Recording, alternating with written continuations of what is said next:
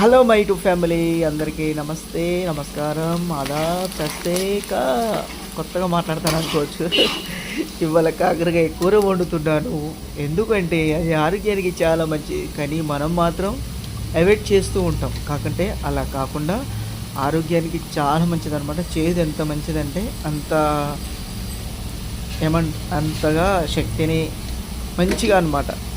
తీపిదనం కన్నా చేదుతనం అనేది చాలా. కాకరకాయని ఇష్టపడే వాళ్ళు ఉంటారు, ఇష్టం పడని వాళ్ళు కూడా ఉంటారు. కాకరకాయ ఎంత యూస్ అంటే అసలు ఆరోగ్యానికి చాలా మంచిది. కాకరకాయ పకోడీ చేయొచ్చు, కాకరకాయ ఫ్రై చేయొచ్చు, కాకరకాయ పచ్చడి చేయొచ్చు, కాకరకాయ కూర చేయొచ్చు, కాకరకాయ పులుసు చేయొచ్చు. ఎన్ని విధాలు అంటే అన్ని విధాలు. కాకరకాయ టమాటా చేయొచ్చు. చాలా అంటే చాలా విధాలుగా ఉపయోగించుకోవచ్చు. ఎందుకంటే కాకరకాయ చాలా మేలు చేస్తుంది, కాబట్టి వేడి చేస్తుంది అని కూడా అంటారు. అప్పుడు మనం ఏం చేయాలంటే వేడి చేసేటప్పుడు అన్నం తిన్న తర్వాత కొంచెం మంచిగా తాగితే మాత్రం వేడి అనేది కొట్టేస్తుంది అనమాట. కొంతమందికి పడిద్ది పడదు అని అంటారు, కానీ వాస్తవానికి మాత్రం కాకరకాయ కూర మాత్రం ఫ్రై కానీ ఏదైనా సరే కాకరకాయ సంబంధించింది చాలా ఆరోగ్యానికి చాలా మంచిది. ఎందుకంటే నేను ఎందుకు చెప్తున్నాను, నాకైతే అన్నీ ఇష్టమే అండి. నేను ఏది ఇష్టం లేదని అంటే అన్నాను, ఎందుకంటే నేను అన్నీ తింటాను అనమాట. మంచిగా వెజిటేబుల్లో కానీ అన్నీ మంచిగా చాలా అంటే చాలా ప్రోటీన్స్ అవన్నీ ఉంటాయి. కాబట్టి మన కాకరకాయ పచ్చిది కూడా తాగుతారు చాలామంది. షుగర్ పేషెంట్స్ ఇవన్నీ ఇలా మాట్లాడుతున్నారు కదా, ఈ కాకరకాయ జ్యూస్ తాగాలి, కాకరకాయ పచ్చి తినాలి అని అంటున్నారు కదా. అందుకనే మనం చాలా వరకు మన హెల్త్ ఎంతవరకు బాగుంటుందో అంతవరకు అలవాటు చేసుకొని కాకరకాయ కూర తింటాం, కాకరకాయ జ్యూస్ తాగటం. చాలా ఫస్ట్ చేదుగానే ఉంటుంది, కడుపులో వెళ్తే ఒక్కసారి 2 సార్లు మనకి చేదుగా అనిపిస్తుంది, కానీ అది అలవాటు చేసుకుంటే చాలా హెల్తీగా చాలా ఫిట్నెస్గా ఉంటాం అనమాట మనం. అందుకనే చెప్తున్నా, కాకరకాయ కూరని ఎవరు అవాయిడ్ చేయమాకండి, చేదు ఉంటుంది కదా అని. కాకుండా ఒక మిస్టేక్ ఏంటంటే మూత పెట్టద్దు. ముందే మూత పెడితే ఏంటంటే కాకరకాయ బాగా చేదు వస్తుంది అనమాట. ఎందుకంటే మీరు అన్నంలో తినాలనుకున్నప్పుడు ఏంటంటే ఒక సజెషన్ అనమాట, అన్నం తినాలనుకున్నప్పుడు మనం కలుపుకొని తింటాం కదా, మూత పెట్టద్దు అనమాట.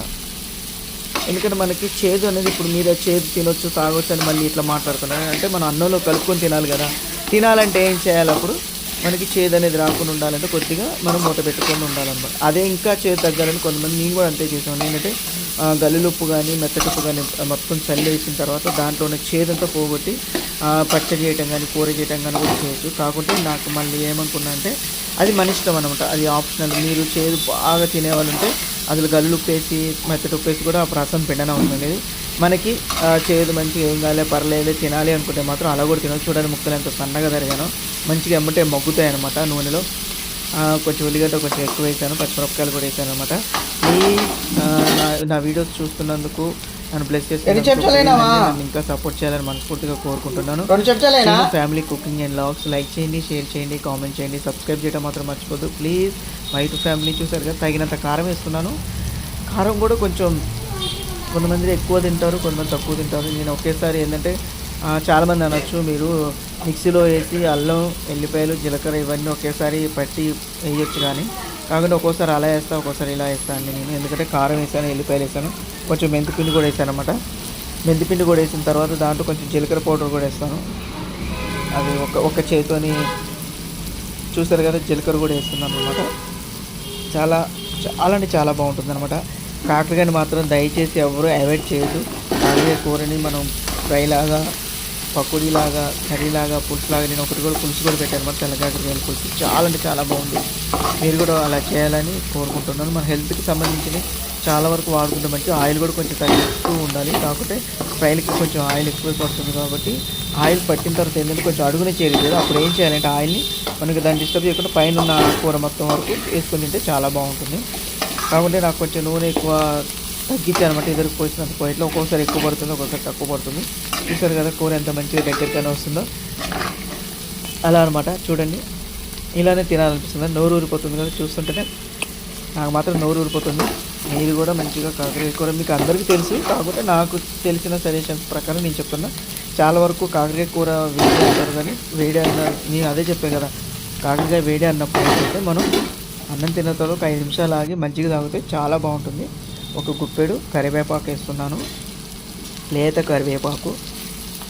చాలా వేయాలే కానీ ఎందుకో నేను కొంచెం వేసాను అనమాట, అడుగు అంటినట్టు అనిపిస్తుంది కదా మీకు.